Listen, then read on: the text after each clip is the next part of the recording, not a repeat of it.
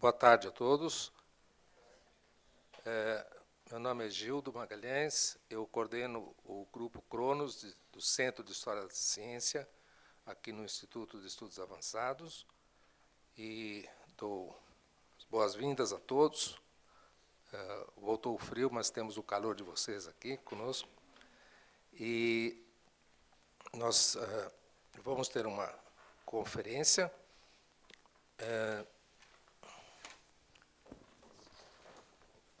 intitulada Divulgação Científica nas Redes Sociais para melhorar o diálogo entre ciência e sociedade.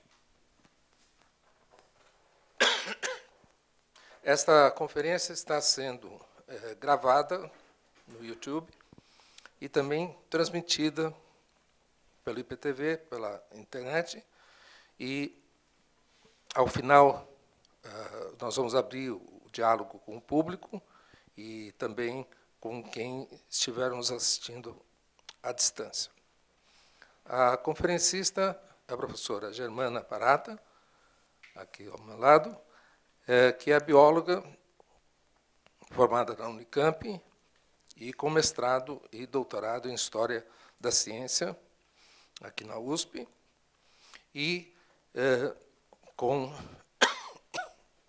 pós-doutorado na Simon Fraser, no Canadá, exatamente em divulgação científica.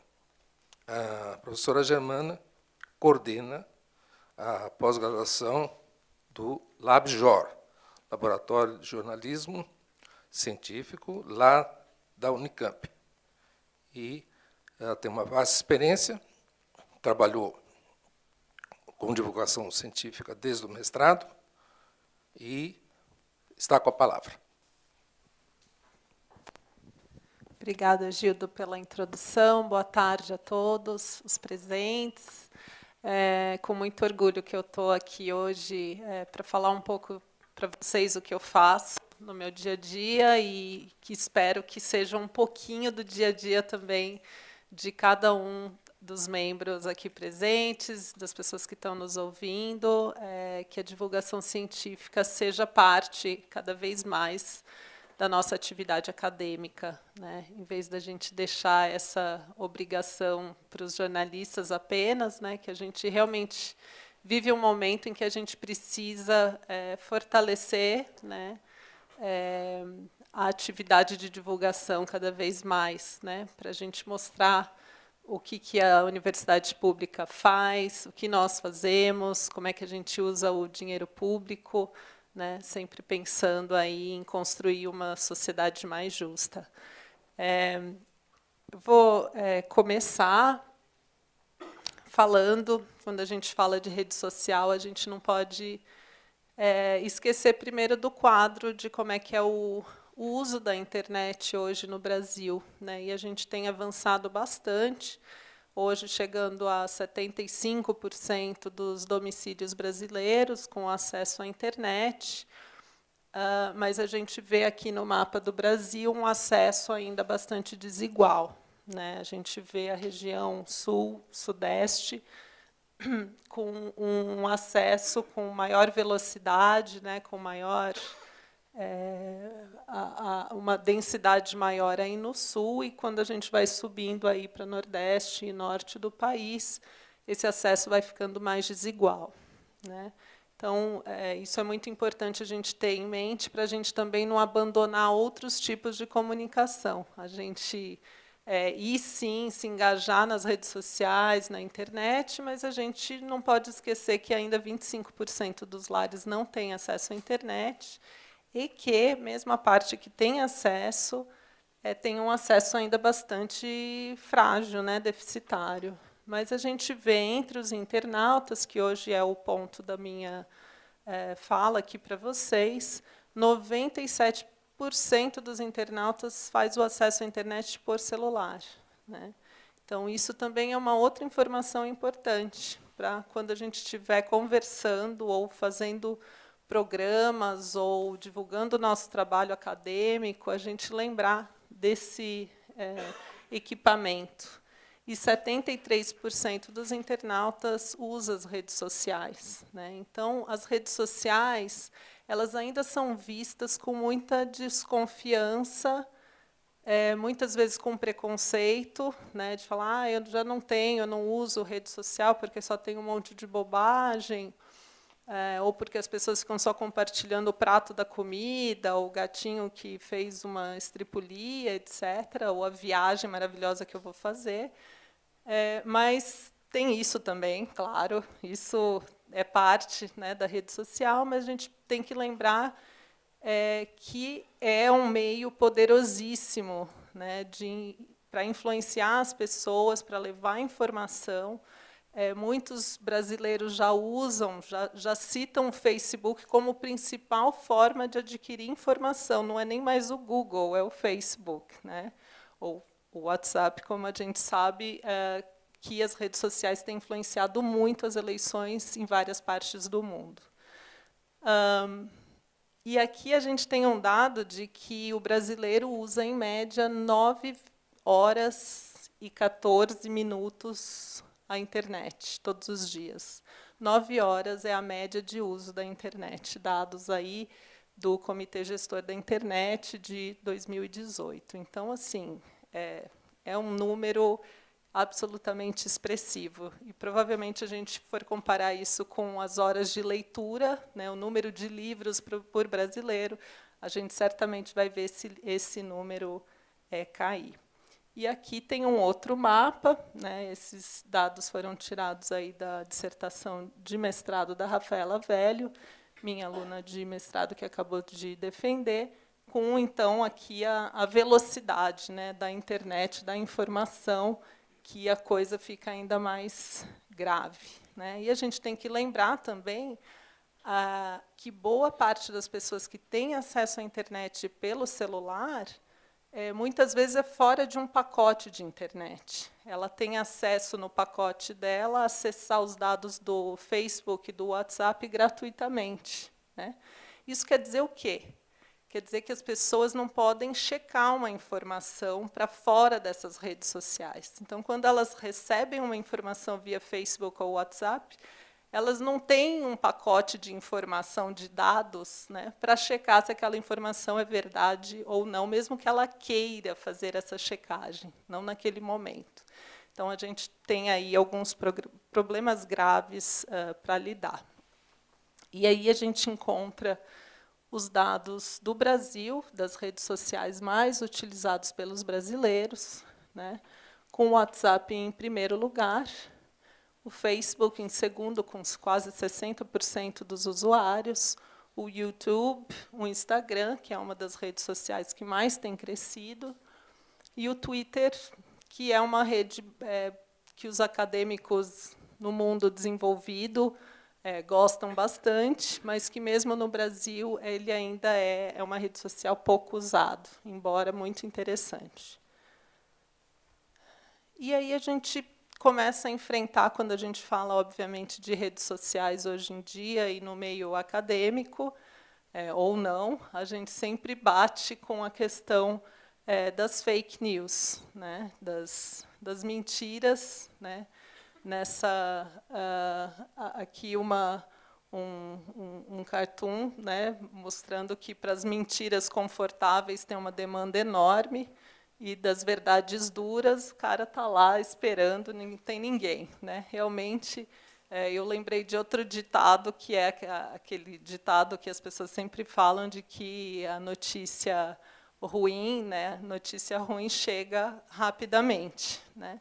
Porque há mais interesse no que é negativo, ou muitas vezes no que é sensacionalista, no que é polêmico, do que no que é verdadeiro. Algumas pesquisas, né, algumas análises com redes sociais mostram justamente isso, que as fake news são mais disseminadas em maior velocidade do que as informações verdadeiras pelo Twitter, né? Então, o Twitter tem sido uma rede social muito utilizada, porque a gente tinha, né, até uma semana atrás, um pouco mais de acesso aos dados do Twitter, e, como a maior parte das postagens são públicas, você consegue ter acesso a todo mundo, mesmo que você não siga aquelas pessoas. Tem umas pessoas polêmicas assim aqui no Brasil que usam muito o Twitter. Eu não sigo, mas se eu quisesse saber o que essas pessoas estão dizendo, bom, não precisa nem estar no Twitter para saber o que elas estão dizendo. Mas é possível ir lá no perfil e checar o que essa pessoa tem produzido de informação sem seguir essa pessoa, né? Então, o Twitter é uma rede social muito interessante, por isso muito usada nessas pesquisas. Algo que é importante é que, muitas vezes, a gente culpabiliza a questão dos algoritmos das redes sociais para dizer que são os algoritmos que fazem com que essas informações sejam disseminadas de uma maneira mais estratégica, né? Porque o algoritmo ele vê qual é o perfil de cada pessoa, qual é o perfil de uso e consumo daquela informação, e ele direciona certas informações para um grupo e não para o outro. Isso realmente é verdadeiro, né? Mas a gente não pode esquecer que as escolhas individuais, elas selecionam essas informações também de acordo com a sua ideologia. Isso quer dizer o quê? Que mesmo que na minha página do Facebook, se todo mundo sabe como as informações chegam na rede social, chega um feed, ou seja, alimentam a minha página com postagens das pessoas que eu sigo. Uma parte muito ínfima das postagens que são produzidas todos os dias pelas pessoas que eu sigo chegam na minha página. E ali eu seleciono. Então, o algoritmo me joga uma seleção de postagens, mas os meus olhos e a minha ideologia seleciona aquelas que eu quero ler e aquelas que eu não quero interagir, né? Pois é, isso faz com que a gente cada vez mais viva na nossa bolha, né? Porque a gente vai fazendo essa seleção natural, digamos assim, dessas postagens, né? E a gente vai se protegendo numa casca de que eu não quero dialogar com quem não tem a mesma opinião do que eu, né? Muitas vezes é isso que acaba acontecendo e a gente vai ficando numa bolha. Essa questão da bolha ela é muito importante para a divulgação científica, porque a gente tem feito muitos esforços de divulgação científica no Brasil, no estado de São Paulo, sobretudo, mas muitas vezes a gente continua falando para o que as pessoas chamam de convertidos, né? Para as pessoas que já concordam com a gente. A gente vai falar da necessidade de de tomar vacina para as pessoas que já tomam vacina, né? Enquanto que o nosso desafio é realmente falar para as pessoas que não acreditam ou que não têm aquele comportamento ou que discordam da gente, né? Então, esse eu acho que é um primeiro desafio que a gente tem que levar isso em consideração todos os dias nos nossos esforços, né? Outra coisa é a gente fazer uma divulgação que seja muito combativa, né? A gente vai já armado, né? E realmente é uma estratégia que impede a gente de dialogar, né? Então, acho que essas são questões importantes. Uma outra característica é que as notícias, então, negativas e com um apelo mais emocional, elas atingem um número de pessoas maior. Isso basta vocês prestarem atenção o que move vocês quando vocês escolhem uma informação. E, às vezes, eu me pego atraída para clicar uma notícia, né, um pouco mais sensacionalista, e eu tento me convencer de que aquilo é já uma pegadinha e que eu não vou clicar naquela informação, né? Então, eu acho que é importante a gente ver que é natural que a gente se atraia por questões que tocam aí a nossa emoção, né? Isso é uma das questões que o pessoal de campanha de vacinação, de saúde pública, tem falado muito, que muitas vezes a informação científica não é suficiente para convencer as pessoas de que aquilo é importante, né? Talvez a gente precise voltar nas campanhas de saúde antigas, né, em que a gente trazia mais a questão emocional, né, de falar, olha, se você não tomar isso, pode acontecer, né? ou trazer o apelo enfim, do impacto realmente de uma doença na sociedade. Enfim, a gente tem que lidar com outras estratégias e não achar que a informação científica em si é suficiente para convencer as pessoas de que ela é importante, né? A gente tem vivido isso diariamente, né? Mostrando que os fatos e a informação científica podem simplesmente estarem no mesmo peso das opiniões, né? A gente vê isso todos os dias agora. Uma outra questão que é muito importante é lembrar que na internet, nas redes sociais, há uma monetarização, ou seja, há postagens que simplesmente querem atrair o seu engajamento, né? Só querem a tua curtida, o seu compartilhamento, o seu comentário, porque aquilo gera um retorno financeiro para quem produziu aquela informação. Então, muitas vezes, não é apenas uma informação falsa, né, ou sensacionalista, apenas para chegar nas pessoas para desinformar, mas é simplesmente para atrair o seu engajamento, né? Então, a gente precisa estar muito atento a esses cliques, a essas pegadinhas, porque realmente a gente é uma máquina de clique, né? Nós somos os bots que eles estão produzindo, né? Nós estamos fazendo esse comportamento de disseminar a informação, né? E muitas vezes a gente faz isso de uma forma muito automática. A gente automatizou isso de clique, clique, vai clicando em um monte de coisas, né? E é interessante que o meu filho, eu tenho um filho pequenininho de 8 anos, e ele usa o YouTube de crianças, e ele começou a perceber, porque a gente conversa muito, que muitas finais de vídeo, os youtubers meio que te obrigam a dar aquela curtida, porque eles dependem disso para capitalizar, né, para monetarizar e ganhar seu dinheiro. E muitos fazem pegadinhas com as crianças, do tipo, se você não der a curtida, vai acontecer não sei o que ruim com você, nesse nível, né? E aí meu filho falou isso, eu falei, e você, o que você faz? Ele falou, eu não clico mais, eu não dou mais curtida, né? Então, ele percebeu que ele estava sendo ali manipulado, forçado a curtir aquele vídeo, né? E veja, quantos pais, né, estão aí com os filhos e a gente nem sabe como é que está sendo esse engajamento com a informação.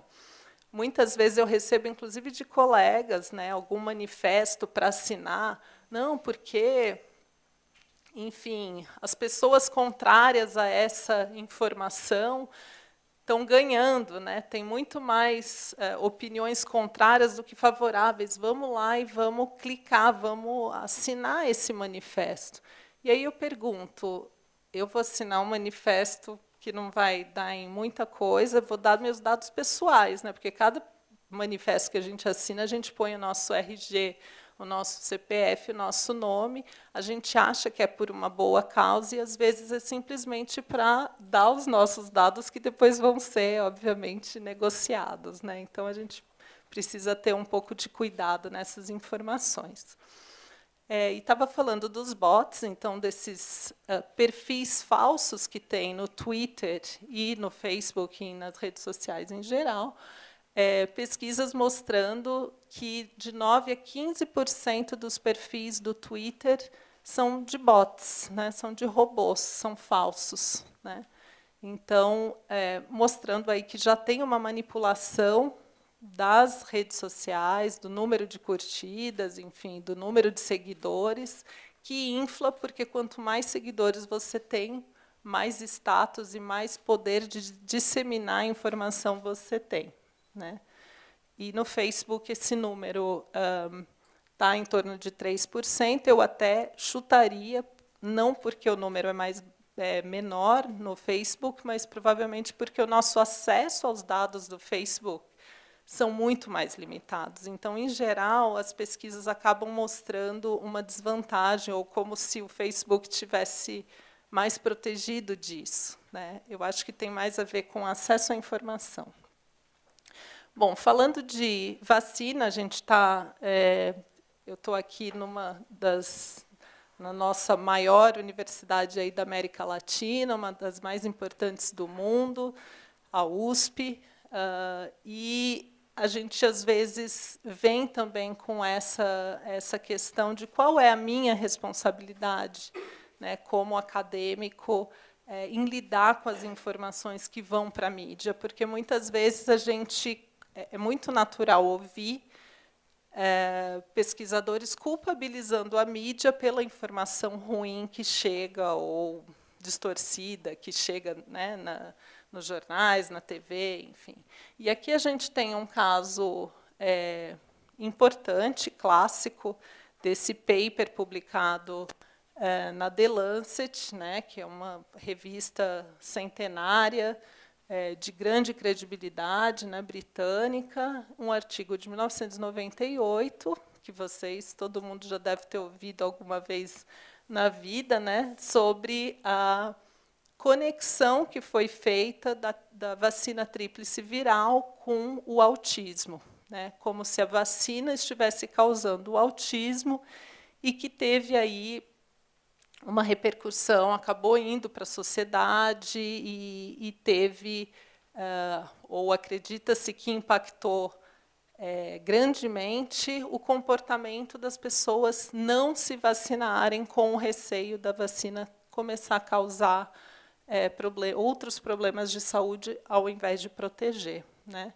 Esse é um artigo que eu trago porque eu acho incrível que ele só foi retratado em 2010. Né?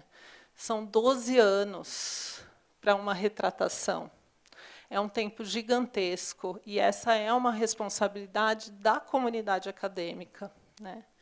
E que, em 2004, né, foi denunciado, então, um escândalo que teria tido aí uma manipulação e uma fraude nos dados desse artigo. E foi uma denúncia feita por um jornalista, ok? Em 2004, no The Sunday Times, e a gente vê ainda, levou 6 anos para gerar uma retratação nesse periódico importante. Então, aqui a gente vê que esse tempo, esse grande tempo que se leva para a gente avaliar um conhecimento científico, felizmente, isso está diminuindo. Né? A gente tem tido uma agilidade muito maior de verificação de dados, com as redes sociais, com a internet em primeiro lugar, mas com as redes sociais em segundo lugar, né? Que estão forçando essa agilidade, essa necessidade de a gente responder rapidamente a um problema. Né? E aí a gente poderia citar outros artigos científicos que vieram depois e que a gente viu aí na mídia, né, e que muitas vezes a gente fica sabendo desses casos de fraude, de plágio, pela mídia, e não pelos periódicos, e não pelas sociedades científicas. Né? Então, a gente começa a enxergar que a mídia também tem um papel muito importante para nós acadêmicos também. Né? É um canal aí de informação. Lembrando que o Wakefield, que é o autor um dos autores desse artigo, ele perdeu a sua licença para exercer a medicina na Inglaterra, mas ele ainda dá inúmeras palestras, né, em prol do movimento anti-vacinação, né, e provavelmente está ganhando a vida com isso, né, para causar aí, para semear a dúvida sempre. E aí eu trago os artigos científicos como uma fonte de informação importantíssima, não só para nós acadêmicos, que ainda é a publicação ou o resultado que gera mais frutos para a nossa carreira, né, que ainda tem mais peso na nossa carreira, mas para o jornalismo científico, para os jornalistas e divulgadores científicos de modo geral, os artigos científicos ainda são uma fonte de informação importantíssima. Né? E aí eu eu tenho feito essa provocação, porque é algo que a gente está sempre com o nosso celular, às vezes está esperando ser atendido num médico, ou está no ônibus ou no metrô, e a gente vai no nosso celular, né? E eu coloco essa pergunta, se vocês já tentaram ler um artigo científico pelo celular, né? É algo que é muito irritante, né, ainda. Então, felizmente, a maior parte dos nossos periódicos brasileiros está numa plataforma que se chama OJS, né, ou SER, e que está na sua terceira versão, e que agora tem permitido um pouco mais de responsividade. Então, é possível, às vezes, ajustar aquela leitura que normalmente é em PDF ali. A gente tem um artigo da Revista Latino-Americana de Enfermagem, que é a revista com o maior número de downloads na plataforma Cielo.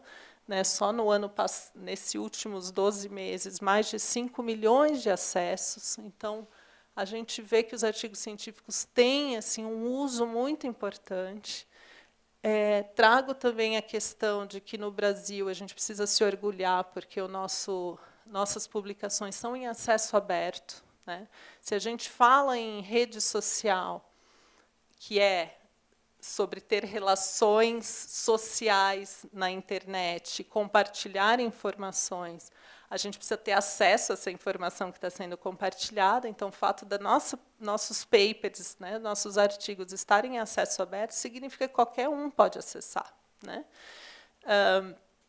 E aí eu trago aí nessa parte do meio um artigo da New England Journal of Medicine, americana, centenária também, uma revista de medicina geral, e que tem uma atuação muito relevante em várias mídias sociais, como outras revistas, né? E responsivo. Então, é possível ler um artigo no ponto de ônibus, se for de uma revista como essa. Né? Então, isso também poderia facilitar o nosso acesso à informação. Né? Só poder ler no nosso celular já é uma boa, a gente ganha tempo. Mas, no sistema que a gente tem no Brasil, que a maior parte ainda aparece como PDF para a gente, é muito ruim. Né? Porque aí, claro, eu só vou poder ler de um desktop ou imprimir o papel para poder ler o artigo. Né? Isso acho que limita bastante o nosso acesso.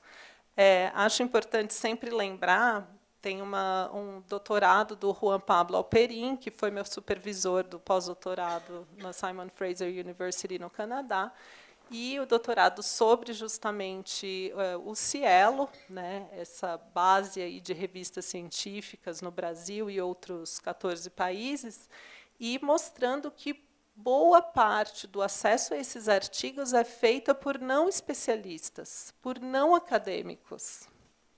Claro, a gente vai no Google e joga qualquer coisa, sei lá, tríplice viral ou HIV, e é possível que caia num artigo científico da base Cielo, por exemplo. Né?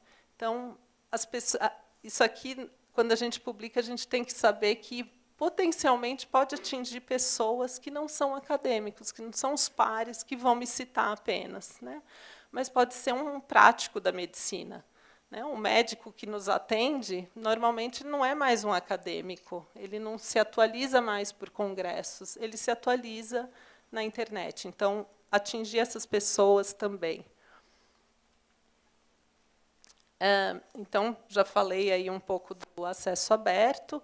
Esse movimento que tem se fortalecido no Brasil da internacionalização das nossas revistas científicas e do nosso trabalho acadêmico, né? A gente cada vez mais pressionado a publicar em outras línguas e convidar, né, e ter mais parcerias com outros países. A gente tem que pensar que a divulgação científica também é um meio de você estabelecer essas parcerias, né, de atingir um público aí mais amplo.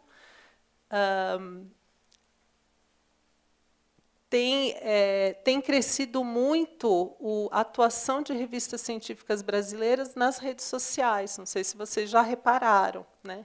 Isso também tem a ver com um critério do Cielo, né? A partir de 2015, o Cielo passou a exigir que as revistas indexadas no Cielo fizessem marketing ou divulgação científica, né? Então, pode ser numa página sua ou na página, por exemplo, da USP, né?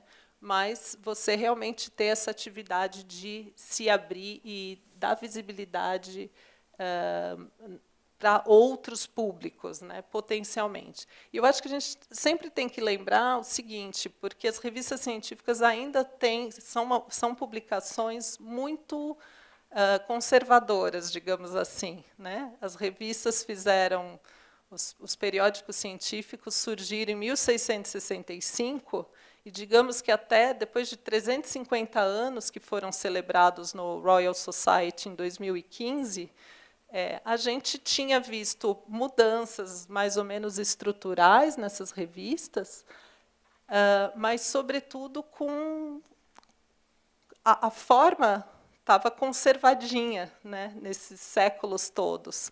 E o papel também das revistas científicas sempre foi falar para pares, né, entre nós. Eu, uma jornalista científica, vou falar para outros comunicadores, uma historiadora continua falando para os historiadores. E a gente tem visto, com as redes sociais e com a internet, um movimento da gente abrir, né, esse diálogo e mudar a responsabilidade e o papel das revistas científicas. Será que a gente tem que continuar publicando e falando só para pares? Será que a nossa missão deve ser apenas conquistar novas citações, ser citadas por outros especialistas? Ou a gente pode também tentar dialogar e participar de outras conversas, né?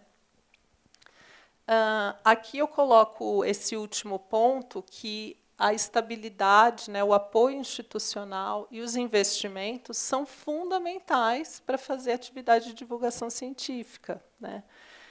As redes sociais ainda são vistas como um meio informal, né, fácil, que todo mundo pode fazer, né, e que, portanto, a gente vai fazendo. A gente não precisa de estratégia, a gente não precisa de capacitação, a gente não precisa de investimento, porque é de graça. Eu abro um perfil e começo a fazer, né, de qualquer jeito.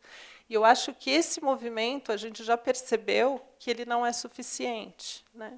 Várias revistas científicas brasileiras que eu tenho acompanhado hoje possuem um perfil, pelo menos no Facebook, que é a nossa prioridade. Algumas têm também outras redes sociais, como o Instagram e o Twitter. Mas o que tem acontecido é que elas perceberam que não adianta só ter um perfil e começar a soltar a informação, né? A rede social, ela exige uma relação com essas pessoas, né? Exige um diálogo, exige engajamento. Então, só colocar informação não torna aquela atividade relevante, né? E o que a gente quer é ter relações nas redes sociais, né?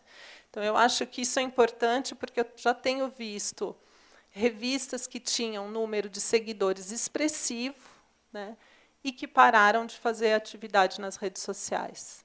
Muitas vezes porque a gente sabe que as revistas científicas estão batalhando para ter verba para fazer o básico, que é publicar os artigos, né? Então, a rede social, a divulgação científica passa a ser um artigo de luxo, digamos assim, né? Mas eu acho que a gente precisa olhar também de um outro jeito. E eu trago aqui o exemplo da revista História, Ciência, Saúde de Manguinhos, da Fiocruz, que desde 2013 investe em blogs bilíngues. Então, ela tem um blog em português, espanhol, acho que em inglês também, então é trilíngue. Investe em redes sociais e tem visto neste investimento algo fundamental para repensar toda a missão da revista, né? Então, foi foi uma vitrine para essa revista para outros países, né? Começaram a aumentar o número de acessos aos artigos, o que não é nenhuma surpresa, a gente só lê o que a gente conhece, né?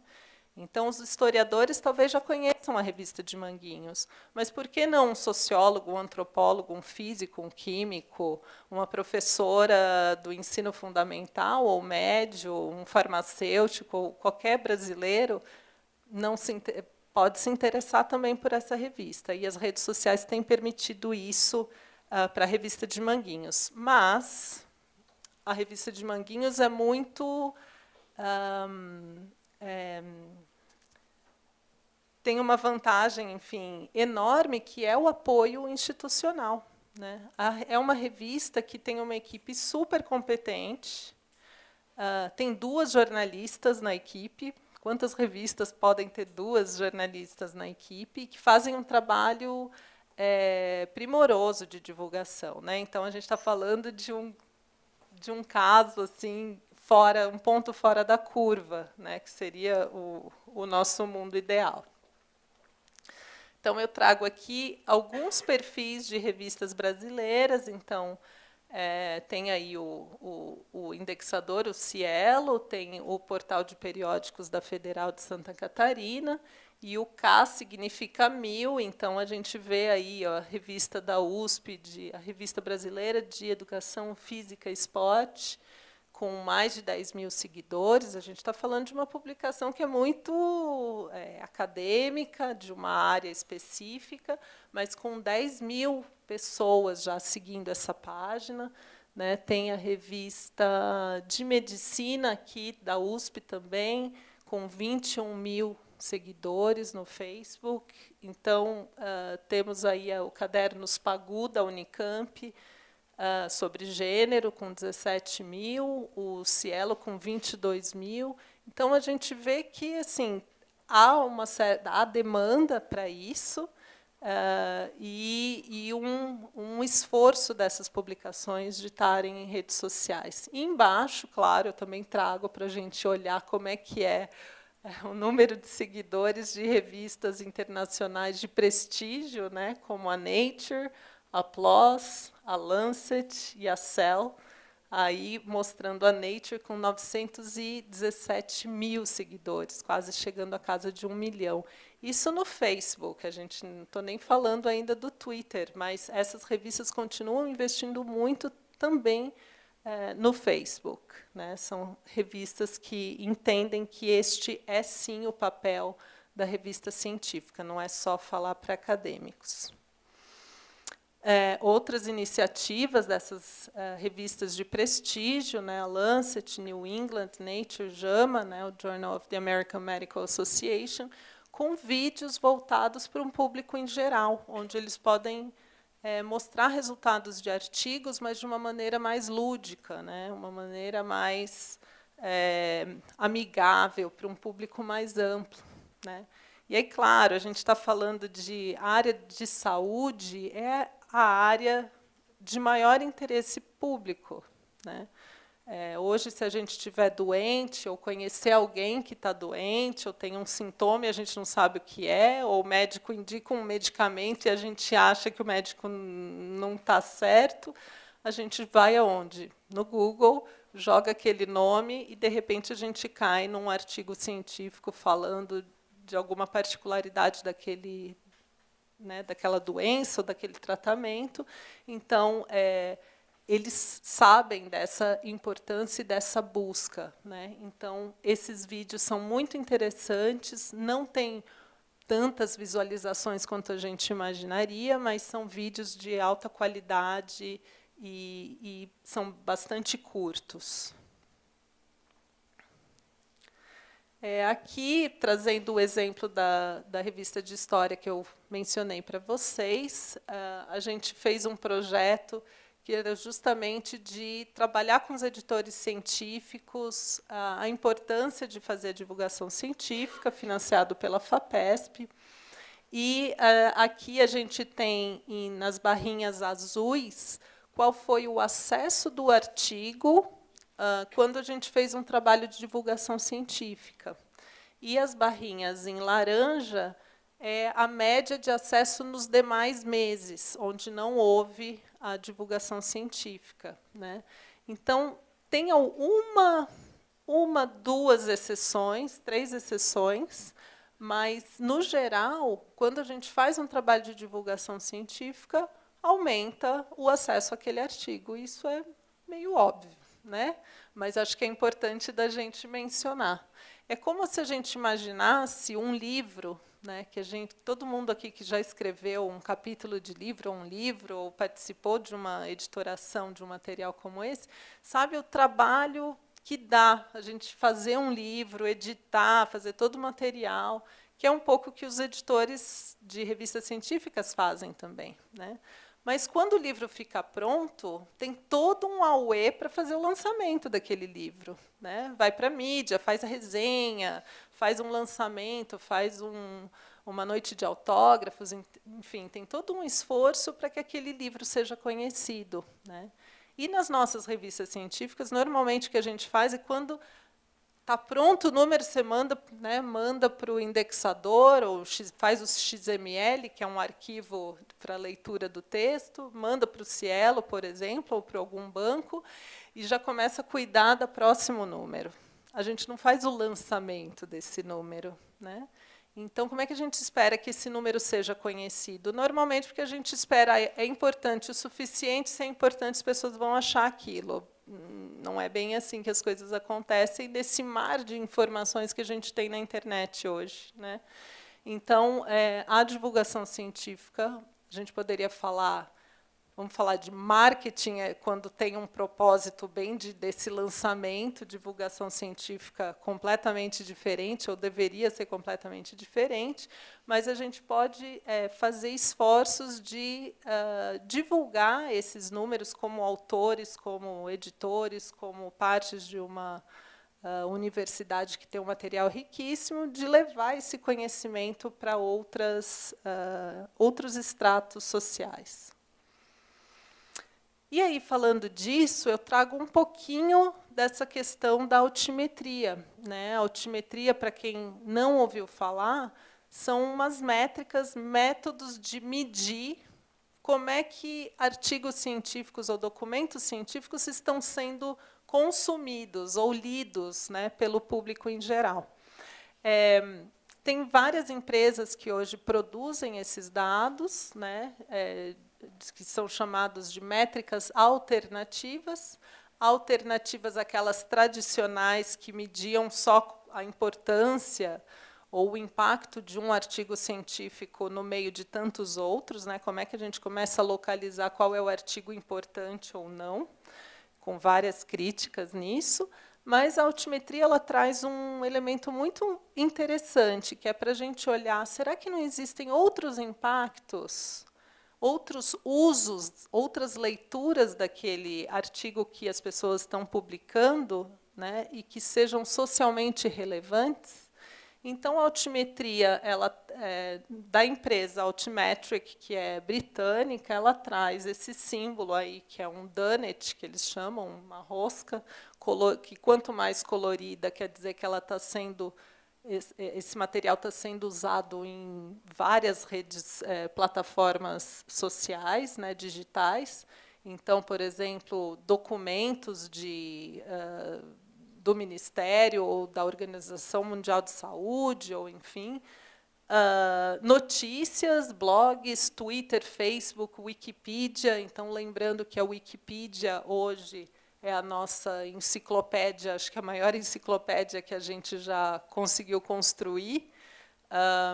E, normalmente, se a gente põe qualquer verbete no Google, procurando uma palavra, normalmente o Wikipedia vem primeiro, ou nos 5 primeiros da busca vem o Wikipedia.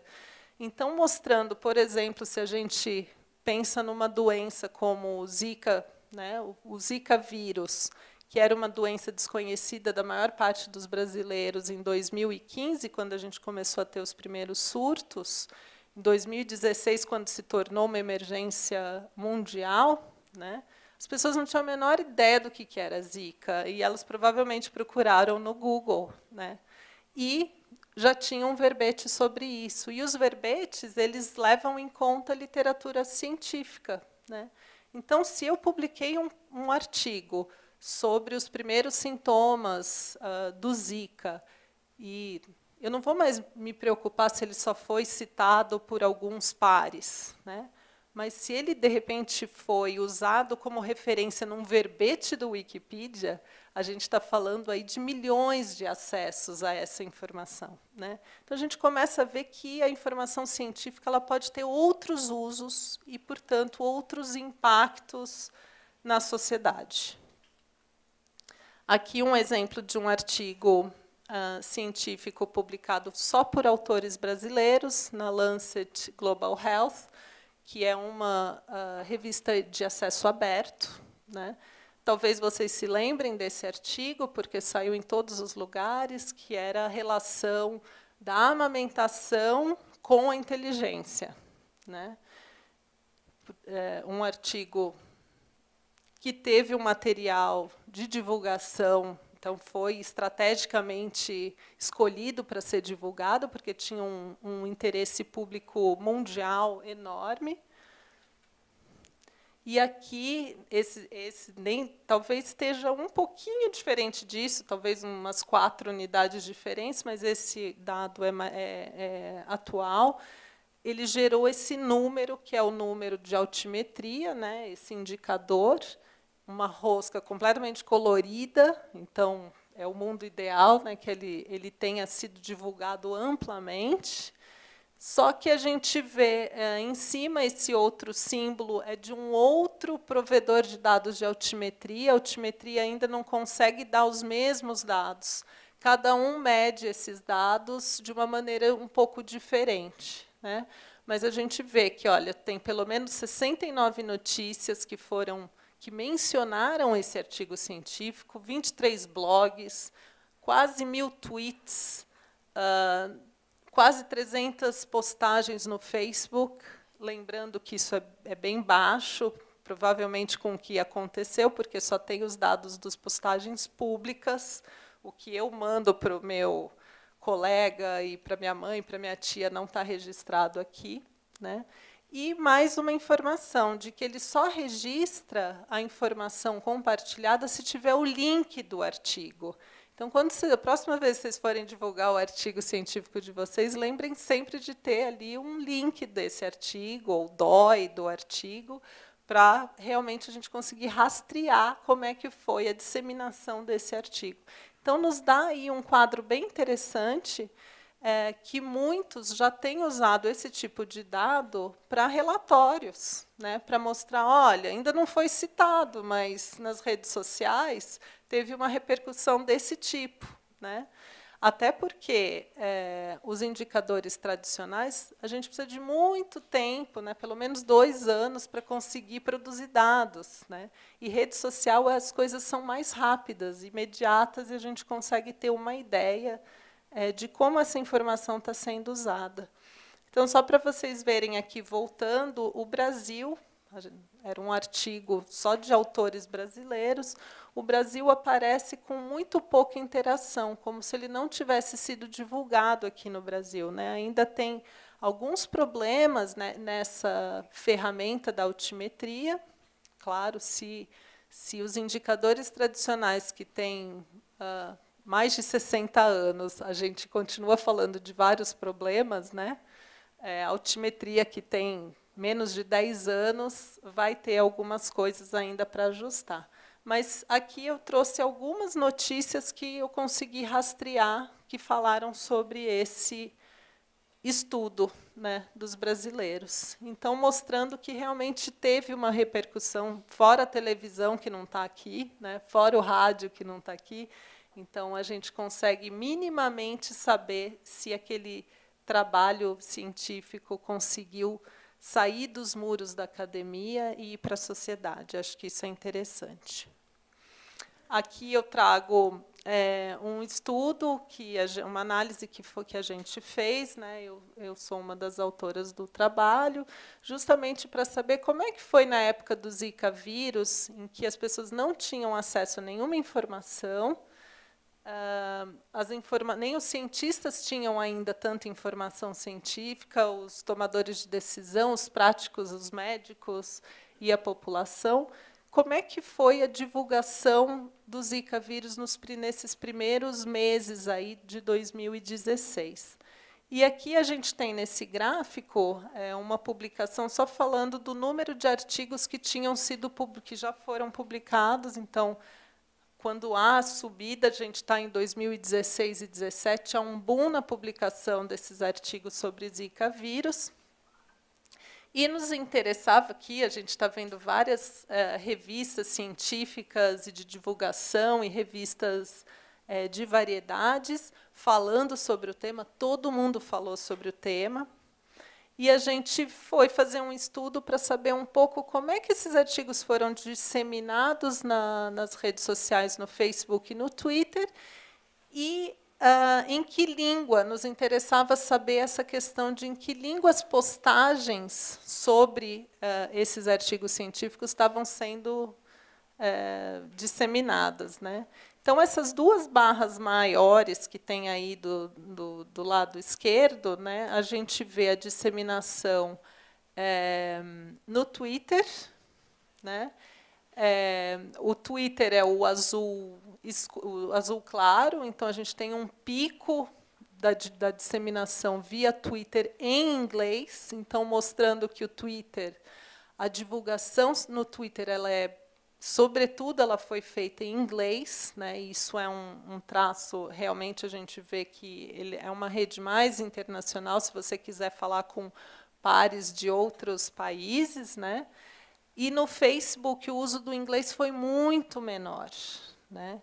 Isso mostrando que, talvez, numa divulgação de uma doença tão importante quanto essa, em 2015 e 2016, a gente está publicando um artigo científico, geralmente em inglês, nessa área, né, da medicina. Mas, se eu quero atingir pessoas, as pessoas que estavam sendo contaminadas ou que queriam se proteger contra o vírus, essa informação precisava ter sido feita em português ou espanhol, que eram as pessoas mais atingidas. E o que a gente viu foi o inglês, de novo, fazendo a disseminação nas redes sociais, né? Então, é importante a gente saber que no Facebook a gente tem interações muito mais próximas e familiares, né? Então, a gente consegue atingir pessoas mesmo que não são acadêmicos, mas na nossa língua. Então, a gente precisa priorizar também uma divulgação que seja em português no Facebook, teria sido uma estratégia melhor. E agora a gente tem vivido uma transformação na comunicação científica com cada vez mais um investimento nos chamados pré-prints, né? Os pré-prints são publicações, são a primeira versão do nosso artigo científico antes de passar pela avaliação dos colegas, dos pares. E elas estão sendo cada vez mais encorajadas, né? E os pré-prints são uma forma, realmente, da informação chegar rápido, né, sem a demora do processo editorial das revistas, e de uma maneira mais transparente, né? Ou seja, você sabe quem são os autores, ele está lá, você sabe que o artigo ainda não está acabado, mas essa informação chega rapidamente a uma outra pessoa que está publicando a mesma coisa, né? E aí, claro, há todo o cuidado da divulgação científica, mas os pré-prints estão marcados como primeira versão que não passou ainda pela avaliação por pares. Mas acho que a divulgação científica vai também começar a ter acesso a esses manuscritos, nessa primeira versão do artigo científico, que, por um lado, é bom, mas vai exigir um outro cuidado, que é, de repente, começar a divulgar coisas que não passaram pelo crivo da comunidade acadêmica.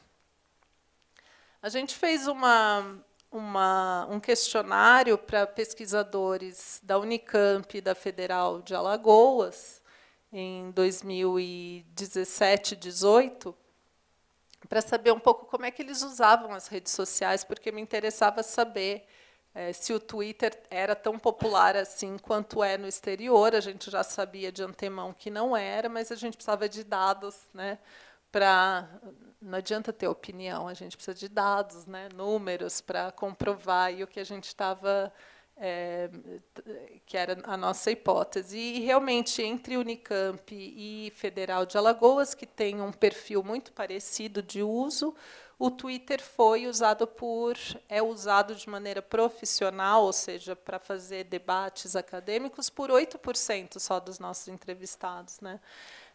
A gente entrevistou pouco menos de 500 docentes e pesquisadores da Unicamp. Então, um número bastante baixo e, curiosamente, o Twitter era mais usado pelo pessoal das humanidades, né, e não pelo pessoal das biomédicas ou ciências exatas. E o Facebook, usado aí por 40% e quase 4% dos nossos entrevistados, e temos o ResearchGate, que é realmente uma rede social acadêmica, então bastante usada aí pela maioria, e o WhatsApp também aparece como uma ferramenta de comunicação com propósitos mais profissionais. Então, grupos de pesquisa para falar com os colaboradores, ou tem uma página, uma lista do laboratório, enfim. Então, acho que esses dados nos mostram que a gente também precisa, a gente raras vezes lembra do WhatsApp como uma ferramenta para a gente também disseminar as nossas informações científicas ou para rebater fake news, ou, enfim, a gente precisa explorar cada vez mais. Um dado curioso, deixa eu só voltar, no Twitter é interessante que o número não só é baixo, mas muita gente disse que tem o perfil, mas não sabe usar o Twitter, né? Então, isso acendeu uma luz vermelha para a gente, para dizer, bom, a gente precisa capacitar, então, esses acadêmicos a utilizarem as redes sociais de uma maneira mais estratégica, e não simplesmente achar que é fácil usar e que cada um tem que usar porque é importante, né? A gente realmente precisa fazer um esforço de capacitação.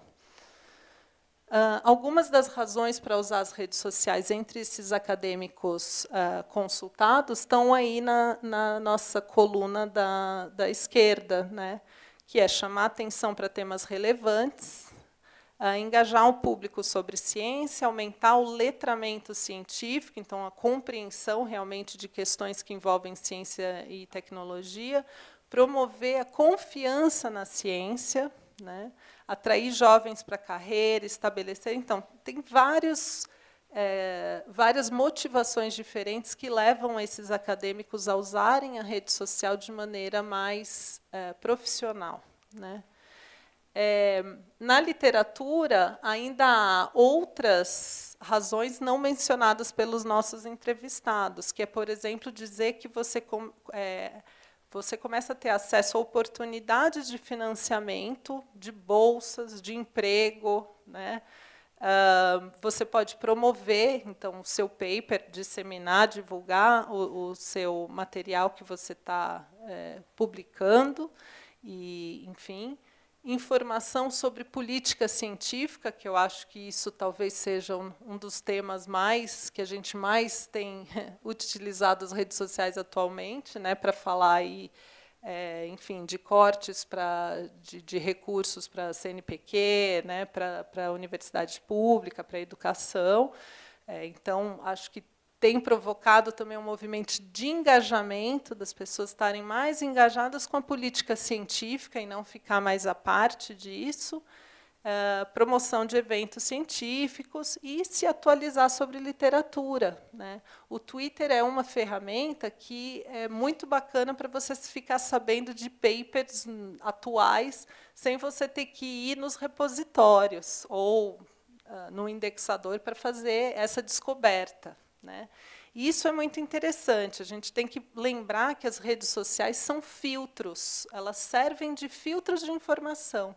As pessoas que eu sigo são pessoas ou que eu tenho uma relação afetuosa, ou que são os meus curadores de informação. A gente é curador de informação quando a gente tem uma conta na rede social, né? Então, as pessoas seguem a Germana porque elas querem saber, vamos ver o que está acontecendo na área de divulgação científica no Brasil, no mundo, se tem algum evento bacana, se tem um congresso, se tem alguém visitando aqui o Brasil, se tem uma crítica importante. Então, elas me seguem porque elas querem saber o que tem de importante naquela área, né? Então, eu acho que a gente tem que lembrar o nosso papel quando vocês têm uma página no Facebook ou em outra rede social. As pessoas estão seguindo vocês na expectativa de saber o que de informação relevante vocês vão divulgar, né? E servir de filtro, de novo, nessa avalanche de informações que a gente tem vivenciado. Estou terminando. Esse resultado é justamente da atividade de uso do Twitter de acadêmicos, né? E você analisando qual é essa rede de seguidores, né, pessoas que seguem essas pessoas no Twitter, e uma informação muito interessante ali do lado esquerdo a gente tem uma disseminação da informação que é mais para pares, quando você tem poucos seguidores. Então, em perfis com menos de 1.000 seguidores, você tende a estabelecer relações apenas com pares, né, com pessoas mais na sua área de pesquisa ou, enfim, do seu ciclo de relações acadêmicas. E, a partir do momento que alguns perfis atingem aí mais de 1.000 seguidores, então essa informação tem um potencial de disseminar e chegar a pessoas de fora da academia, né? Então, eu acho que é bem interessante ver. Por quê? Porque isso exige, ter mais de 1.000 seguidores, exige que você esteja presente quase que diariamente nessas redes, estabeleça relações, seja visto, seja conhecido, e, portanto, a tua chance de disseminar informação cresce. Trago aqui outros exemplos. Estava comentando isso com o Dildo, que nessa última semana eu até coloquei isso no meu Facebook, eu falei, sou eu que estou vendo mais televisão ou são cientistas que estão mais indo para a televisão, né? Eu assisto pouquíssima televisão, mas nessa última semana eu assisti várias.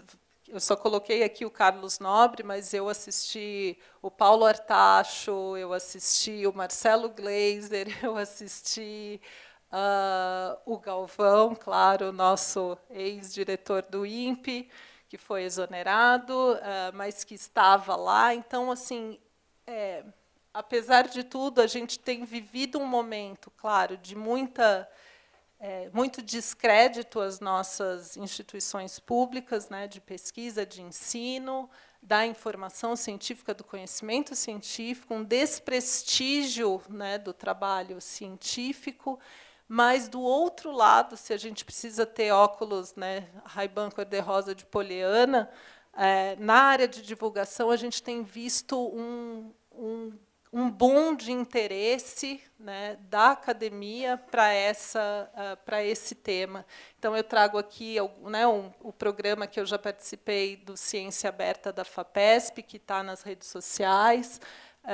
Segunda-feira, uma entrevista do Marcelo Nobel, o reitor da Unicamp. Então, a gente tem ganhado espaço, interesse, a mídia também tem dado mais oportunidade para os cientistas estarem aí falando e discutindo sobre a relevância. Gildo me falava que foi participar de um podcast na Federal do ABC, justamente para falar da importância da universidade pública. Então, há mais oportunidades e vontade e uma percepção de que a gente precisa precisa sair em defesa do que a gente faz, né, e não apenas ficar voltado para a nossa produção acadêmica.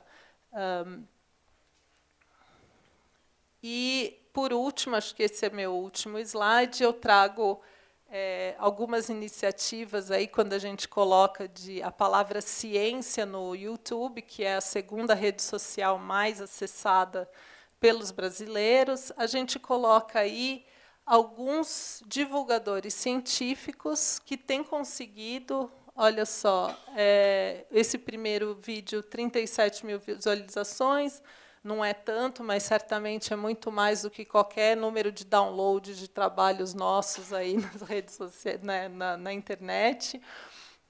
Um segundo vídeo sobre os efeitos do 5G no corpo humano, com mais de 500 mil visualizações. Esse sobre a Terra é plana, mais de 6 milhões de visualizações. E aqui eu chamo a atenção, eu escolhi justamente esses, porque é um movimento de colegas divulgadores de ciência que eles têm feito para furar a bolha. Então, de novo, né, se a gente fizer um vídeo dizendo, sei lá, a Terra é redonda, né, a gente vai atingir as pessoas que já acreditam nisso. Quando há um ponto de interrogação ali, há uma possibilidade de você conseguir com que as pessoas que acreditam ou que defendam nessa ideia, né, talvez elas acessem esse vídeo e ali talvez elas consigam saber um pouquinho mais do lado redondo da Terra, né? O outro, devo me vacinar, com uma cara assim de vocês estariam me matando aqui, falando, Germana, você tá do outro, de que lado você está? Né? É simplesmente uma estratégia justamente para atrair as pessoas que têm essa dúvida, devo me vacinar ou não? Né?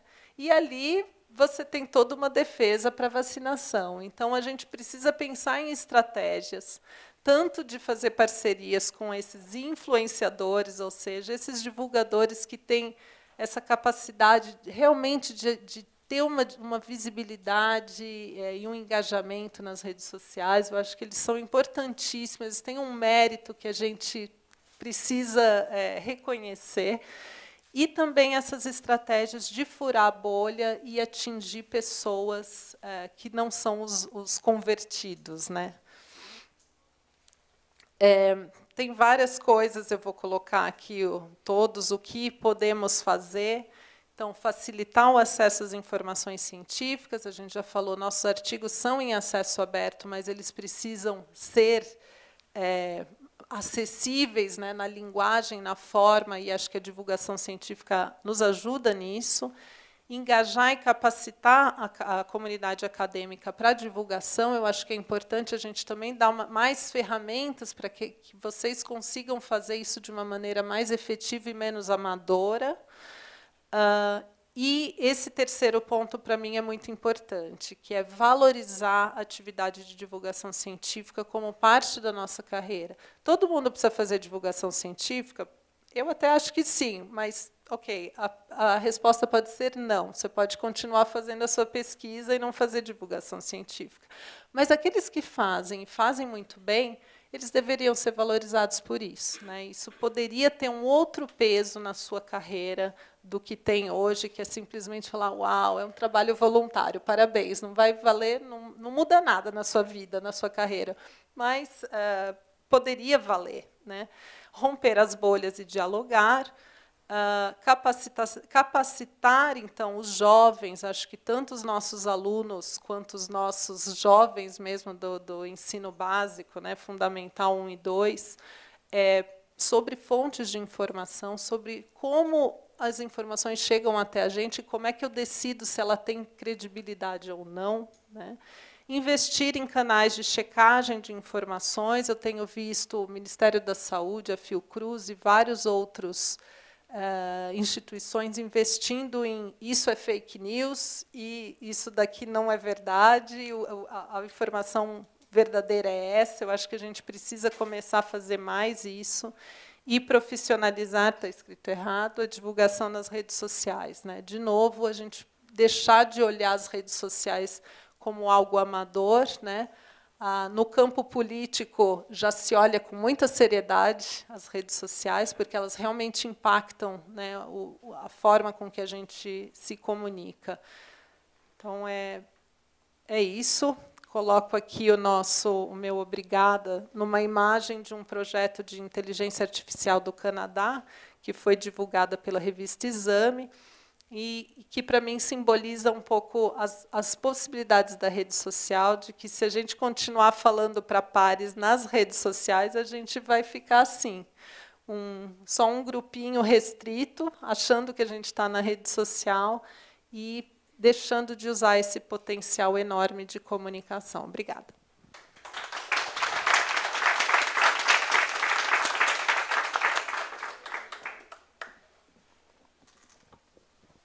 Muito obrigado, Germana, pela sua conferência esclarecedora. É sempre bom para o professor ver o aluno que ultrapassa o seu professor. Então, esse é um bom exemplo. Então, vamos abrir o diálogo. Quem gostaria de se dirigir à Germana?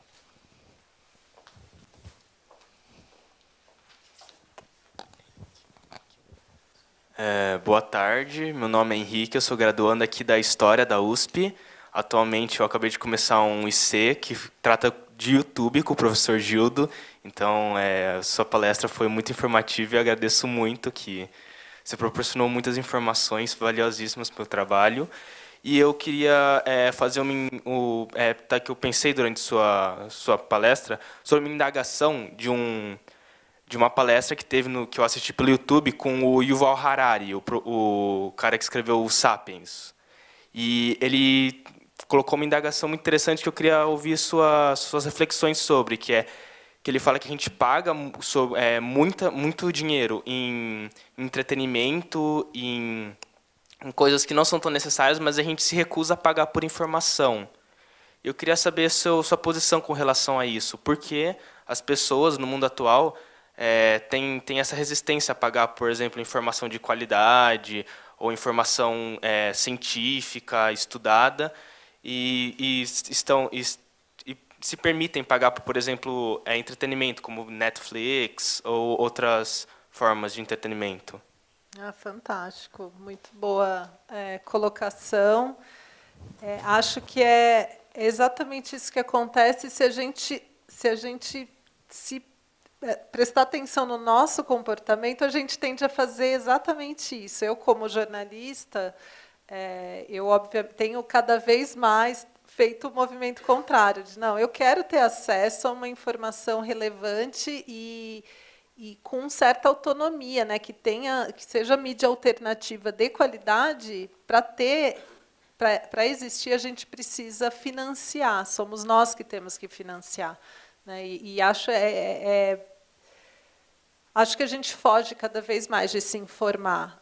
Eu acho que a gente vive um momento em que toda essa cultura da rede social, que é esses flashes de informação, né, é um vício, vira um vício de você ter flashes de informação. E quando o texto é comprido, você tende a se cansar daquilo, né, e eu quero o resultado imediato, né. Eu acho que isso é uma boa reflexão, da gente realmente pensar cada vez mais em se a gente quiser ter acesso a boa informação, a gente vai ter que pagar por isso. E aí eu volto só um pouquinho na questão da crise do jornalismo, em que, com a abertura da internet, que proporcionou esse movimento de qualquer um pode produzir conhecimento, qualquer um pode ser a fonte de informação, qualquer um pode ser um curador de informação, deu no que deu. A gente está num caos, não estou falando só político, né, mas a gente se vê em meio a uma enxurrada de informações que a gente não tem a capacidade, muitas vezes, de definir o que é bom e o que é ruim. E eu acho que o jornalismo está ganhando uma nova força, que é de reconstituir essa credibilidade da informação, de dizer, não, aqui eu vou começar a ler isso aqui, porque o que vier daqui eu aceito como algo razoável, né? Então, eu acho que é uma cultura, a gente precisa retomar a cultura de voltar às fontes, às referências. Daí eu, como historiadora, é algo que, para mim, sempre foi muito, muito caro, né, muito importante, mas a gente vê as pessoas reproduzindo informações e elas nem conseguem lembrar de onde veio aquela informação. Às vezes elas falam, não, eu li em algum lugar, e elas nem lembram se tem ou não relevância. Então, eu acho que é um ponto importante, o entretenimento vale, tem valor, e o que é a informação de qualidade, a gente não quer pagar por ela, a gente quer que seja gratuita, né? Então, eu acho que é algo a gente refletir realmente, mas eu tenho visto um movimento na minha bolha, né? De novo, na minha humilde bolha, da gente cada vez mais valorizar esse financiamento individual, né? Do que a gente acredita como tendo validade, né? Germana, só deixa eu intervir agora nesse momento, porque o que você respondeu pela pergunta também leva a pensar se nós conseguimos ir avante num problema que já afligia o jornalismo científico, que é a pouca alfabetização científica de muitos jornalistas que estão nessa área de jornalismo científico. Ou seja, se com as redes sociais você caminha à frente para conseguir opiniões abalizadas e também necessariamente controversas sobre assuntos. Você mostrou ali da Terra plana. Quer dizer, é interessante pensar nisto como um problema científico, não só um problema religioso ou outra coisa, né?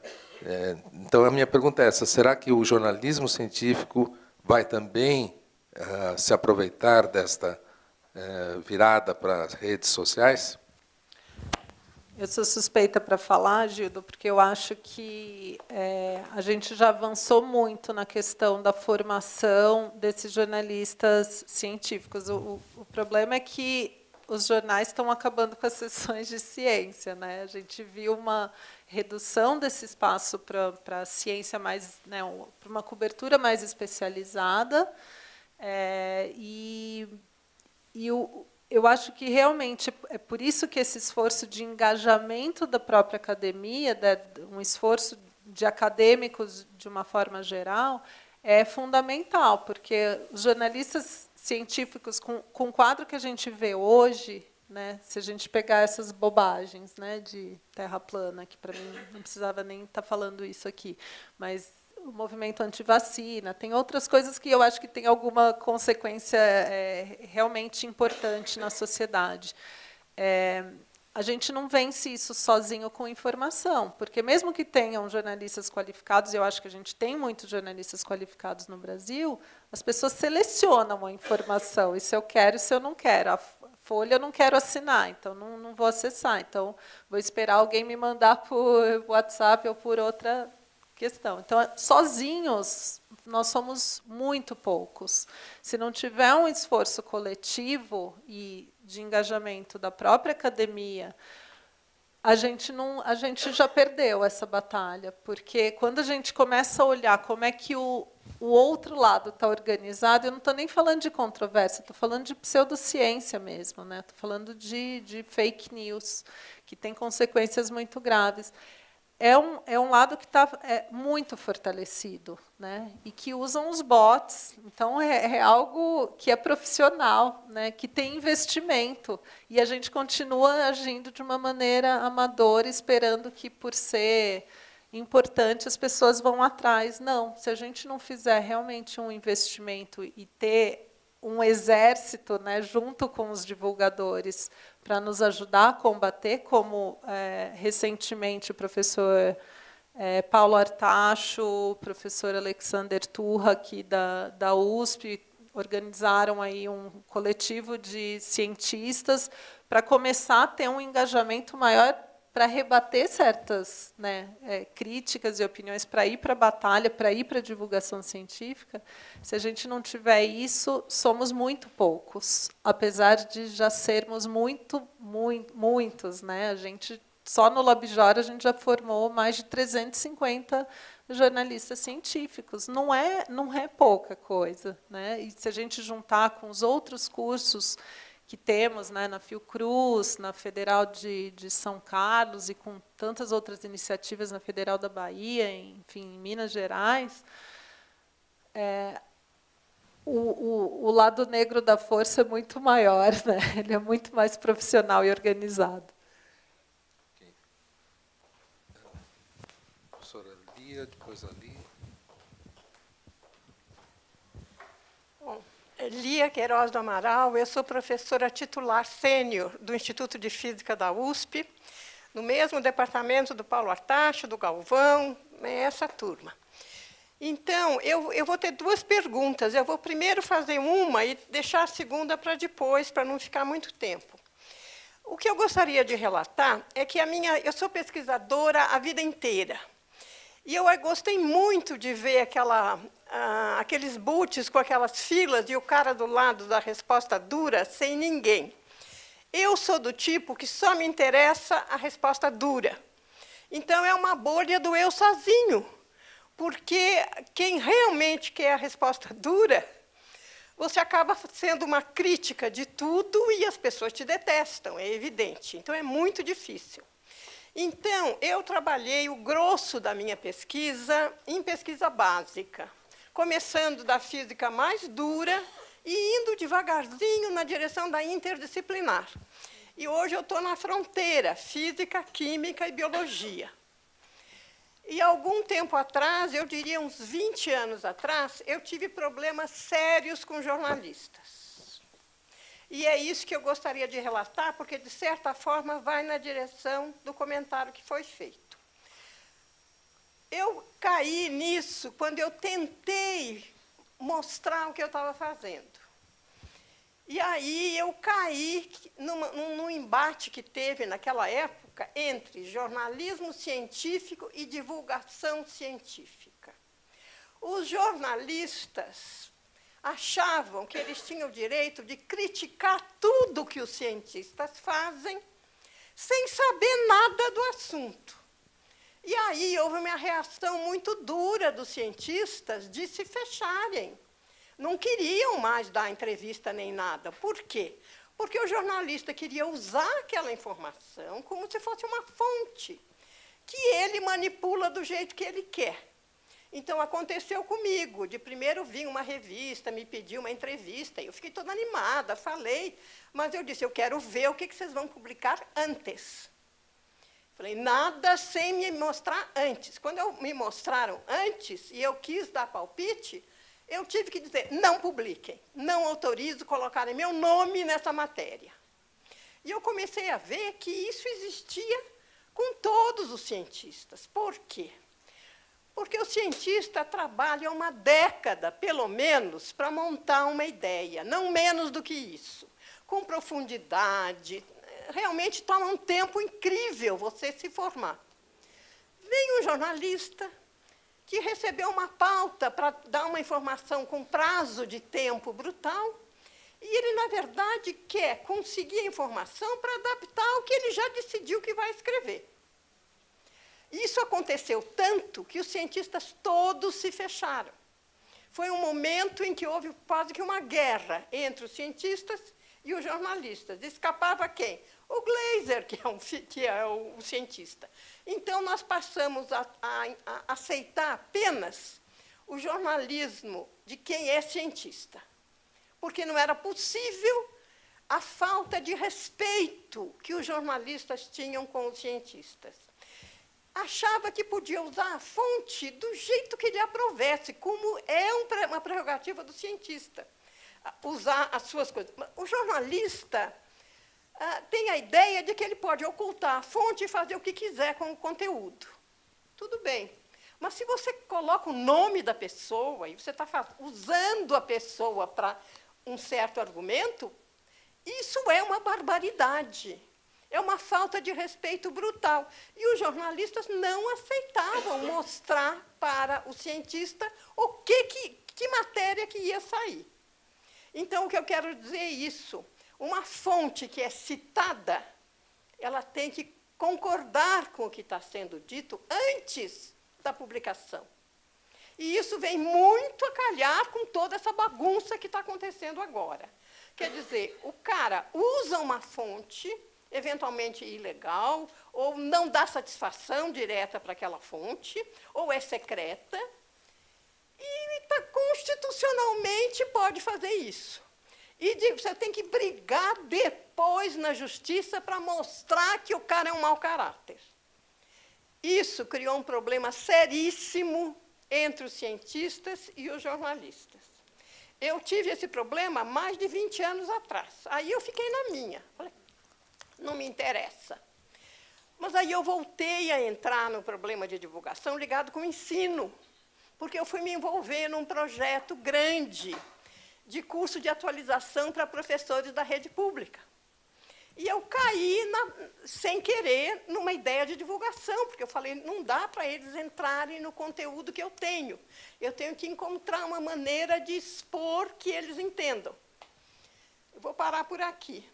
Mas aí eu só digo que o segundo ponto que eu quero levantar mais para diante é sobre a linguagem que é possível comunicar para os leigos. Eu tenho experiências sobre isso também. Muito bem, pergunta polêmica. Obrigada, professora Lia, por a sua colocação. Acho que tem vários pesquisadores que têm histórias de má experiência com a divulgação científica.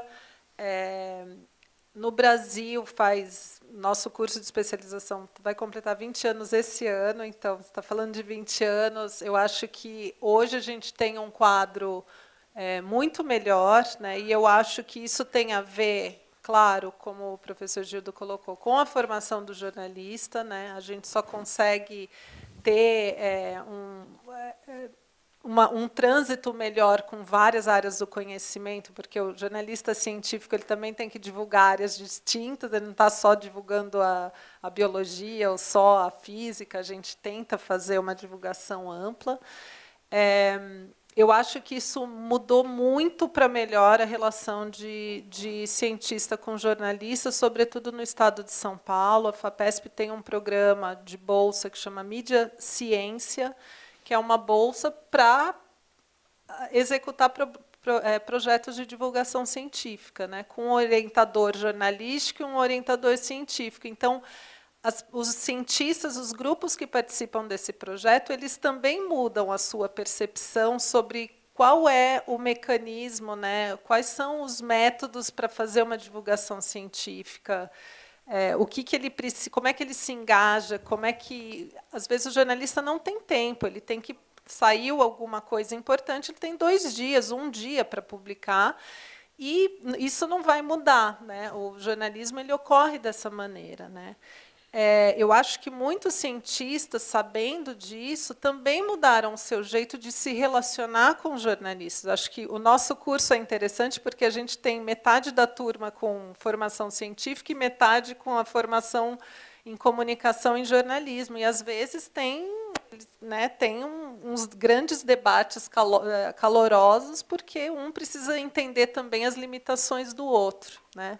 Essa questão de dar o texto para o cientista checar, que é para o jornalismo, e eu sou bióloga de formação, eu entendo que isso não existe, não pode existir esse tipo de relação, porque não a gente não é assessor de imprensa, que a gente tem que ter uma relação necessariamente amigável. A gente não deve fazer só a divulgação de resultados de pesquisas, mas a gente também precisa adquirir, claro, com a formação, um olhar crítico também sobre a ciência. Às vezes, a gente precisa ter um olhar também duro em relação aos caminhos que a ciência está tomando, né? Para contar um pouco, então, por exemplo, a revista Pesquisa FAPESP, como é uma revista de uma agência financiadora, precisa passar pelo cientista, porque não pode divulgar errado uma coisa que pertence a ela, né? Imagina se a gente tivesse que consultar os políticos, né? Dá uma olhadinha no texto antes de eu publicar o que eu vou falar sobre você, né? É um pouco mal comparando. Entre opinião e fato. É isso que quem não conhece ciência mistura. Não, sabe? Eu acho que são relações que a gente vai aperfeiçoando. Eu vou contar um exemplo, né, de uma pesquisadora da USP, que é a Maiana Zatz, que é uma geneticista super conhecida, uma nossa cientista pop, né, que ela é muito midiática, no bom sentido, vindo de mim, né, porque muita gente deve olhar só com o olhar da vaidade. Eu estou colocando como uma boa coisa. Para o jornalista é primordial, por exemplo, que nesse curto tempo que ele tem para fazer uma matéria, que a chance de ter erro é grande, né? Até porque a palavra final é do editor, às vezes que distorce no título, enfim. É muito importante que ele tenha, nesse sentido, a parceria, o apoio da sua fonte, né? Para dizer, num último momento, eu estou em dúvida sobre o que significa alguma coisa técnica do sequenciamento genético, enfim.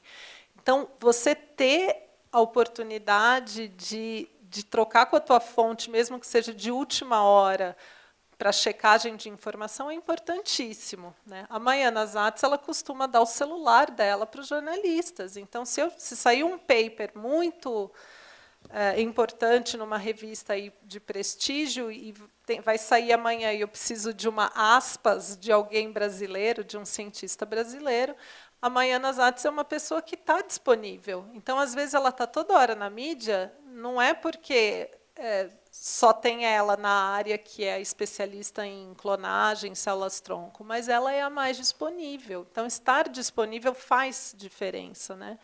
Outro exemplo que eu dou sempre é do meu pai, Lauro Barato. Ele é químico de produtos naturais, ele trabalha com uma espécie que já foi ameaçada de extinção, que é o pau-rosa, na Amazônia, usado, aí, a gente sempre fala, né, no perfume Chanel 5, que é algo que é legal, porque, né, as pessoas falam, uau, agora eu quero ouvir. Né?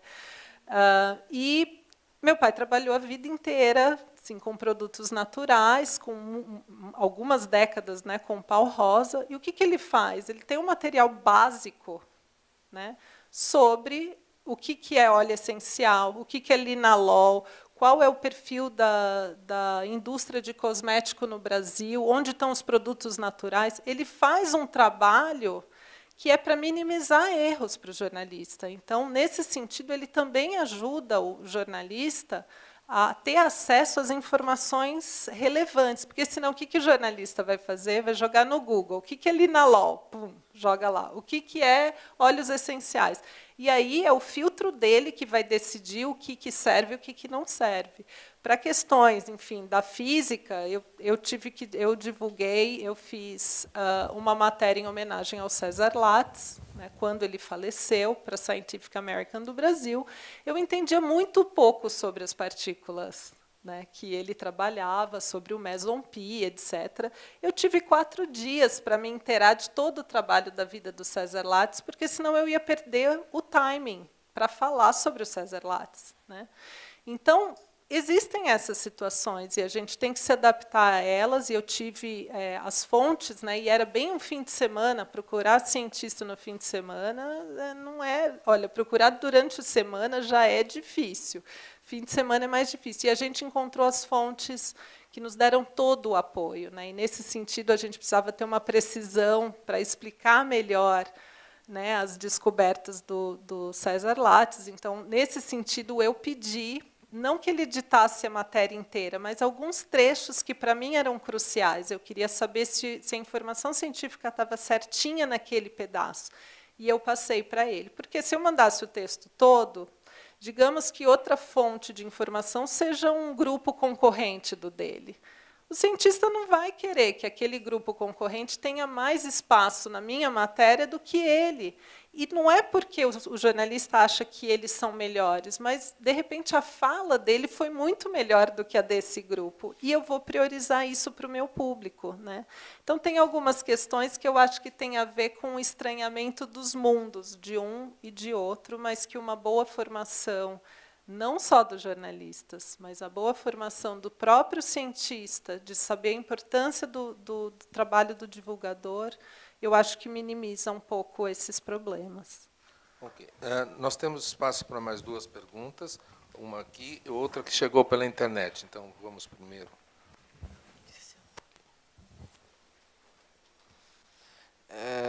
Oi, meu nome é Taquero. E a senhora disse... Takeru, você é de onde? Sim, eu sou da FEFELESH, né? Eu estudo letras. E a minha pergunta era que a senhora mencionou que a informação da ciência, né, a informação científica em si, muitas vezes não é suficiente para convencer das pessoas sobre o interesse delas, né? Então, daí a minha dúvida era, na verdade, duas assim relacionadas, que como que a gente poderia então despertar esse interesse pelo conhecimento científico nas pessoas, né, principalmente em áreas que não têm uma utilidade imediata, óbvia, principalmente humanidades assim, e também o que despertaria, assim, o que seria esse fator, como vou dizer, que despertaria esse interesse nas pessoas? Essa é a questão que a gente se faz essa pergunta todos os dias, né? Mas eu acho que a palavra é investimento, né? Eu acho que também não dá para lidar com a divulgação científica como um trabalho voluntário, que depende do esforço, né, coletivo, da boa vontade do cientista. Por isso eu falei do reconhecimento. Tem que começar a ter mais peso na progressão da carreira se um pesquisador participa de eventos que são voltados para o público em geral, né, projetos de extensão, e precisa de editais, enfim, para ir nessa direção. Então, está faltando podcast, que é uma mídia que está bombando agora, que é o antigo rádio, mas pela internet, enfim, simplificando muito o que é o podcast. Não tem pouco podcast na área de humanidades, por que não lançar um edital que seja voltado para essa área, para a gente conseguir ampliar e ter mais alternativas mesmo, porque divulgação científica não é só uma direção, a gente precisa tirar para todos os lados, todas as mídias, todos os campos do conhecimento, é um esforço gigantesco. Mas de novo, eu sou super otimista, eu acho que a gente tem tido programas, iniciativas importantíssimas. Não poderia deixar de mencionar aqui os editais do Instituto Serrapilheira, né, que acabaram de divulgar o resultado do segundo edital, né. O primeiro edital, no ano passado, voltado para a divulgação científica, foram mais de 800 propostas que eles receberam, para eles financiarem 15, em torno de 15 no final, que ganharam R$100 mil. Mas são iniciativas que vão fazer diferença. Esses 15 projetos, as pessoas já estão começando a ouvir falar deles, né? Está repercutindo bastante. Esse ano foram mais de 500 propostas que eles receberam. Então, tem uma demanda por projetos, por financiamento e por trabalhos que vão em linhas muito diferentes, né? A gente precisa... Às vezes as pessoas perguntam qual que é a melhor revista de divulgação científica. É a Pesquisa FAPESP? A Pesquisa FAPESP é excelente, mas talvez ela consiga atingir um certo público e não todos os públicos, até porque a gente não pode, quando faz divulgação científica, falar em público em geral. A gente tem que realmente ter o nosso público-alvo, e, para isso, a gente precisa de um esforço coletivo, a gente precisa de muitas iniciativas, e eu acho que tem... Por isso eu trouxe aqueles divulgadores que são mais que fazem mais sucesso, por exemplo, no YouTube, né? Que muitas vezes a gente não considera, porque tem sensacionalismo, ou eles pecam em tal coisa, ou tem muita piada, ou é muito entretenimento, mas são pessoas que conseguem dialogar com o público, né? Dialogam com milhões, milhares de pessoas, e eu acho que eles estão fazendo um trabalho que, às vezes, a gente quer tudo muito perfeito e com credibilidade científica, um cuidado com a informação, que a gente não consegue tornar aquilo interessante, né? A gente precisa de esforços que casem, né, esses divulgadores, influenciadores de sucesso, mais algo que, para a gente, tenha um valor. Eu vou colocar aqui o exemplo do Nerdologia, para quem não conhece, um canal no YouTube do meu colega Átila Yamarino, que é formado aqui pela USP, né? Então, falando aqui que eu fico feliz de ver um monte de gente da USP tomando essa iniciativa da divulgação. Hoje, o Átila é um divulgador científico de grande influência, e ele atinge milhões de pessoas, né? Então, A gente faz com uma consistência científica muito interessante, combinada com entretenimento. O próprio Nerdologia tem um outro colega do Átila que faz a parte de história, né? E eles trazem temas das humanidades. Então, acho que tem muitos trabalhos bacanas que estão por aí, mas, de novo, a gente precisa de curadoria para encontrar esses trabalhos, muitas vezes. Mas eu acho que a gente já tem conseguido resultados muito legais na internet. Ótimo. A última pergunta que veio pela internet vai também nesse sentido, foi feita pela Fernanda Paranhos Quinta, que é jornalista e nutricionista, e é da equipe de comunicação do NUPENS, Núcleo de Pesquisas Epidemiológicas em Nutrição e Saúde, da Faculdade de Saúde Pública da USP. Ela pergunta, Germana, gostaria de saber um pouco mais sobre o papel dos podcasts nessa discussão. Como você enxerga a tendência do uso desse recurso na divulgação científica? Legal. É bom falar de podcast, porque quem não ouve podcast, eu super sugiro que vocês comecem a ouvir.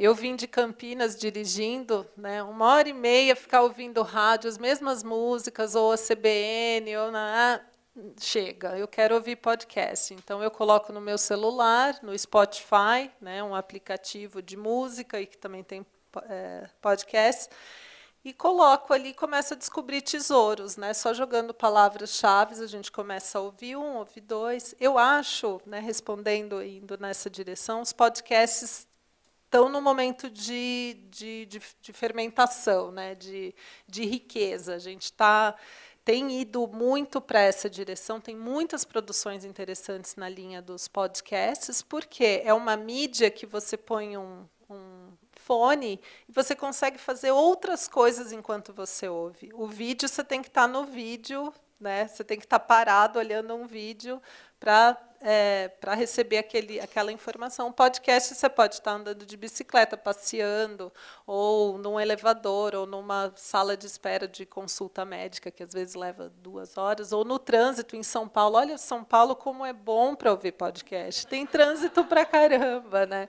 Às vezes a gente até torce, juro. Eu cheguei a quase torcer para ter um pouco mais de trânsito para acabar o meu programa. Tem programas de 2 horas de duração.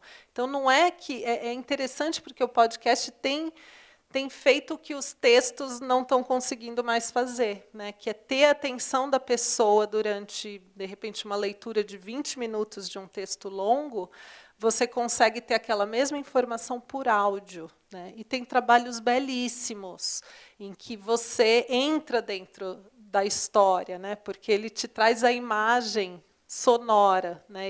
Você consegue visualizar o que esses narradores estão trazendo, né? Então, eu acho que, respondendo, eu acho que é uma tendência, tem várias pessoas começando a ouvir falar de podcast. Eu recomendo que vocês tentem ouvir, né?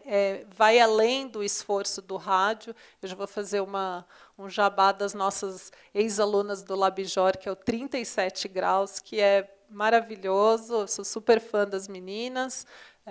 Conseguiram verba aí do Instituto Serra Pilheira. Tem vários outros, e eu acho que é uma mídia crescente e muito rica, porque a gente consegue ficar preso 30 minutos, 1 hora, 2 horas, com o mesmo programa, e realmente trazendo uma informação muito legal para as pessoas, para as crianças também. Tenho usado muito no caminho para a escola, todo santo dia com os meus filhos, em vez de ouvir as mesmas músicas do rádio, tenho ouvido podcasts infantis que também trazem mais conhecimento com entretenimento. Eu super recomendo, acho que é uma mídia incrível, e a gente tem, claro, o Oxigênio do Labjor, que foi de onde surgiu o 37 Graus. Eu acho que é um esforço muito legal de aprendizado, né? Tanto o Gildo foi hoje dar uma entrevista num podcast da Federal do ABC. Então, vejam, as universidades também estão investindo nisso. Acho que são canais muito, muito gostosos, muito bons. Até eu, né?